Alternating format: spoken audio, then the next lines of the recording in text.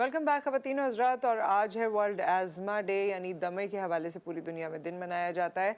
और पूरी दुनिया में तो मैं देखती हूँ कोई भी बीमारी आती है ना, उस पर इतनी रिसर्च होती है, इतना काम होता है, लोगों को इतनी अवेयरनेस हो जाती है कि वो अपने आप को उस बीमारी से या तो बचा लेते हैं, या अगर उसके साथ ही जीना है तो अपना स्केड्यूल, अपनी रूटीन, अपनी लाइफ उसके अकॉर्डिंगली कर लेते हैं, ताकि उनका क्वालिटी ऑफ लाइफ या स्टैंडर्ड ऑफ लिविंग जो है उसमें कोई फ़र्क ना आए। लेकिन पाकिस्तान में अनफॉर्चुनेटली हमें पता ही तब चलता है बीमारी का जब पानी सर से गुजर गया होता है। और बच्चों के साथ खुसूसी तौर पे जब ये चीज़ें होती हैं तो बहुत ही मुझे अफसरदा भी करती हैं और अफसोसनाक भी लगती हैं, क्योंकि आजकल बेतहाशा एलर्जीज़ हैं और कब वो एलर्जीज़ दमे में कन्वर्ट हो जाती हैं, एज़मा में कन्वर्ट हो जाती हैं, ये देखते ही देखते हमारी आंखों के सामने हो जाता है। सो हमारे साथ इस हवाले से ओवरऑल बात करने के लिए डॉक्टर साहब मौजूद हैं। आप चाहें तो आप कॉल भी कर सकते हैं, कोई सवाल आप पूछना चाहें वो पूछ सकते हैं। हमारे साथ प्रोफेसर डॉक्टर इरफान मलिक मौजूद हैं, head of department of pulmonology at university of Lahore से इनका ताल्लुक है। अस्सलाम वालेकुम। वालेकुम सलाम। जी डॉक्टर साहब, सबसे पहले तो आज का दिन जो मनाया जाता है, ज़ाहिर है हर साल ये दिन मनाया जाता है, इस दिन की पूरी दुनिया में क्या थीम है और आप क्या समझते हैं कि पाकिस्तान में इसकी क्या थीम या क्या सोच होनी चाहिए? देखिए, थैंक यू सो मच। एक बड़े इम्पोर्टेंट डे पे आपने हमें बुलाया। और अस्थमा जो है, जिसको हम नॉर्म आम अल्फाज में दमा कहते हैं, ये बड़ी कॉमन डिजीज़ है। और ये पूरी दुनिया में भी और पाकिस्तान में भी इसके जो मरीज़ हैं, उनकी तादाद में मुसलसल इजाफा हो रहा है। ये जो हम एक डे अवेयरनेस डे जो करते हैं हर साल, और ये यूजुअली मई का पहला ट्यूसडे होता है, इसका मकसद ही ये है कि डिफरेंट थीम के साथ हर साल हम कोई ना कोई मैसेज आम पब्लिक को कम्युनिकेट करना चाहते हैं। राइट। इस साल जो मैसेज है वो सबसे इम्पोर्टेंट मैं समझता हूँ थीम है, जिसका मकसद ये है कि हम एजुकेशन को एम्पावर करें इन एस्थमेटिक पेशेंट में।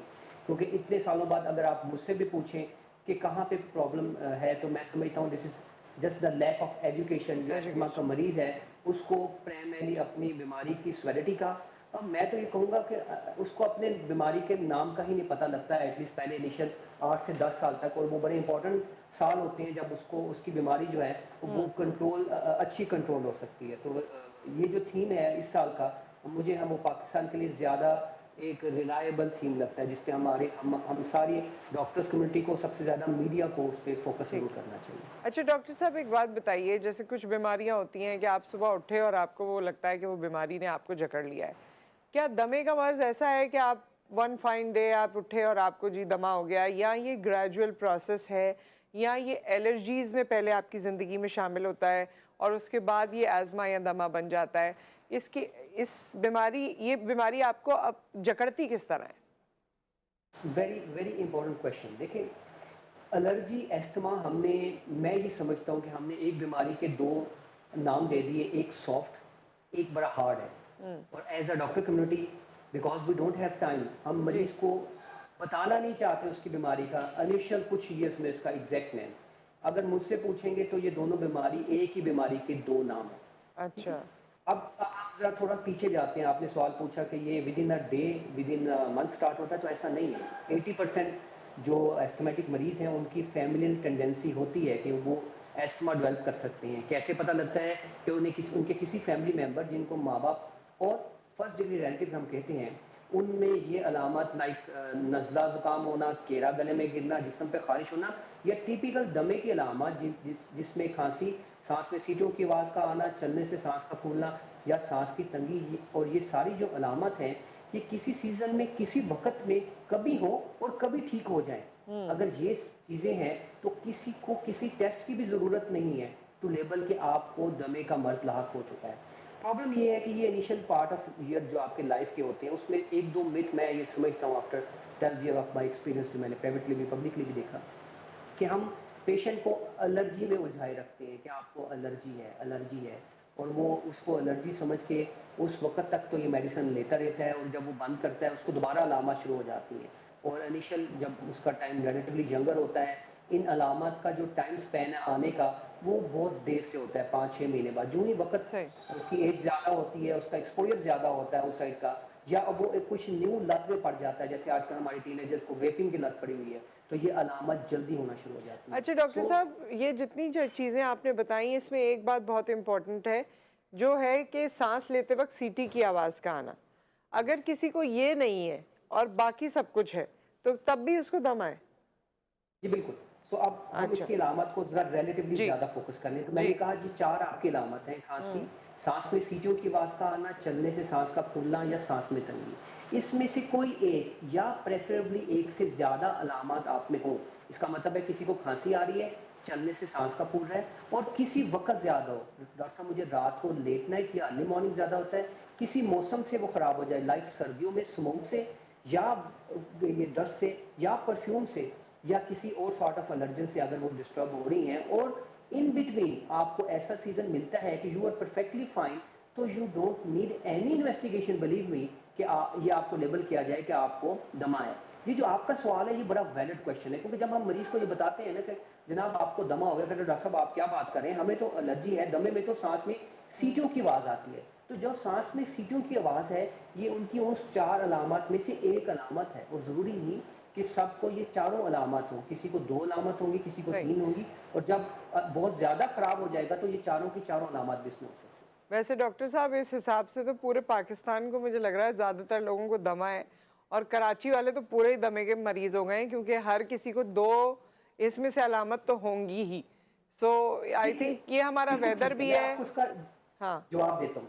आप यू आर राइट। अब इसको इसको एक लार्जर स्पेक्ट्रम में हम समझते हैं।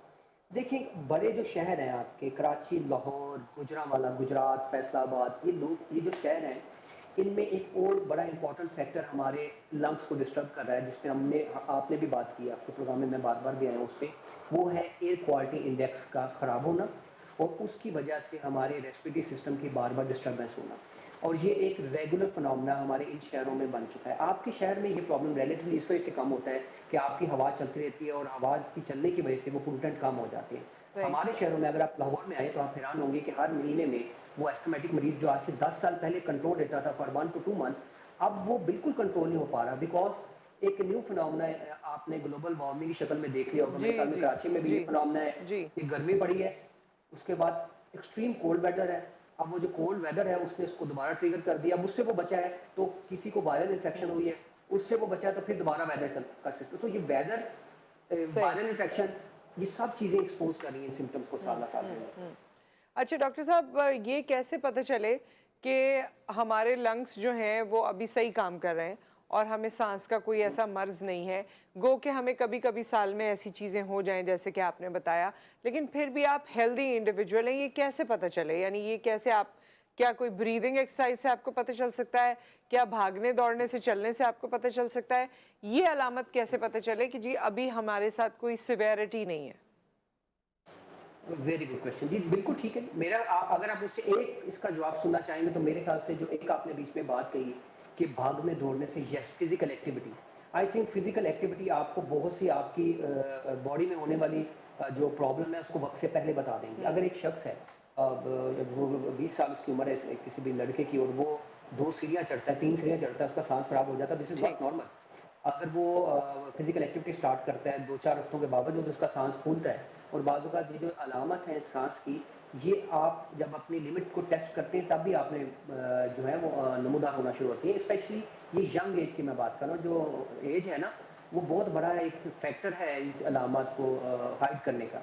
जो ही वो ठीक। 30 क्रॉस करता है, स्पेसिफिकली जब वो 40 क्रॉस करता है, तो because of the other environmental exposure, age factor, उसकी ये अलामत उसमें वाज़ेह होना शुरू हो जाती है। तो मैं ये समझता हूँ ठीक। कि इस वक्त के दौर में जब हम मुश्किल स्ट्रेस से गुजर रहे हैं, तो जो फिजिकल एक्टिविटी वो हमें उन स्ट्रेस को भी कम करेगी और हमारी बॉडी को भी उसमें जो प्रॉब्लम अगर है तो उनको वाज़ेह कर देगी, और अगर नहीं है तो उसको मजबूत कर देगी, सो दैट हम उनसे फाइट कर ठीक। सकें। डॉक्टर साहब एक आखिरी चीज़ मैं पूछना चाहती हूँ, वैसे तो बेहतर हॉस्पिटल्स में जब बच्चे पैदा होते हैं तो उनके वालिदैन को बताया जाता है कि इन पे पाउडर का छिड़काव ना करें, इन पे बाकी क्लोन ना लगाएं, इन पे बाकी ऐसी खुशबुएं ना लगाएं। क्या बच्चों में, नौमौलूद बच्चों में टेंडेंसी ज़्यादा होती है एज़मा को डेवलप करने की, और किस तरह का एहतियात ज़रूरी है? देखिए, मैंने बताया कि 80% लोगों में यूजुअली ये इनहेरिट हो जाता है। इसका हुँ। मतलब है मदर या फादर में से किसी एक को ये अलामत होगी, जो हम पहले डिस्कस कर चुके हैं। अगर ये राइट। अलामत हैं, तो यूजुअली कोशिश ये की जाती है कि जो बेबी है, उसको मदर फीड करवाया जाए। Very important point in this case. Second ये है कि उनको काऊ मिल्क नहीं देना पसंद करते हम, या पाउडर मिल्क देना नहीं पसंद करते, अनटिल वो उसकी बहुत ज़रूरी रिक्वायरमेंट हो। जो काऊ मिल्क है और जो पाउडर मिल्क है, ये इन बच्चों में अस्थमा की टेंडेंसी को बढ़ाते हैं। सही। इसके अलावा जो प्रोटीन होती है, जिसमें हम कहते हैं कि एग है स्पेसिफिकली, वो बच्चों में अगर आपने फूड स्टार्ट करनी है तो सबसे लेट कंपोनेंट बिगिन विद होना चाहिए। इसके अलावा उनकी वैक्सीनेशन ऑलरेडी अगर उनको लगाई जाए तो होपफुली वो किसी हद तक बेहतर रह सकते हैं। लेकिन क्योंकि ये जेनेटिक डिसऑर्डर है, तो याद रखें, जब भी ये बच्चा बड़ा होगा और इसको वो एलर्जन मिलना शुरू हो जाएंगे, लाइक परफ्यूम हो गया, लाइक सोप हो गया, लाइक डस्ट हो गया, और फैक्टर्स हैं, अगर वो मिलेंगे तो वो अपना रिएक्शन शो करेगा। इसलिए जी। इनहेरिटेड डिसऑर्डर ये ऐसा नहीं है कि आप इकट्ठे बैठे हो। अक्सर लोगों को हम कहते हैं, वो कहते हैं डॉक्टर साहब मेरे दादा अबू में था लेकिन मैं उनके साथ नहीं रहता था। ये ब्लड बॉन्ड चल रहा है, ये पास बैठने से नहीं हो रहा। इसको जरूर ध्यान में रखें। ठीक है। विद दैट बहुत बहुत शुक्रिया डॉक्टर इरफान आपका और ये तमाम इन्फॉर्मेशन का। आई होप कि लोगों को ये बात समझ भी आई होगी और बहुत सी चीज़ें मेरे ख्याल में आंखें बंद कर लेने से मसला हल नहीं होता, उसको फेस करने से हल हो सकता है। सो विद दैट एक ब्रेक आ गया। ब्रेक के बाद जब वापस आते हैं तो फिर हम तरबियत पे बात करेंगे। आज के हमारे बच्चे और हमारी तरबियत, इस सब पे हम बात करेंगे। आप हमें कॉल भी कर सकते हैं आफ्टर द ब्रेक।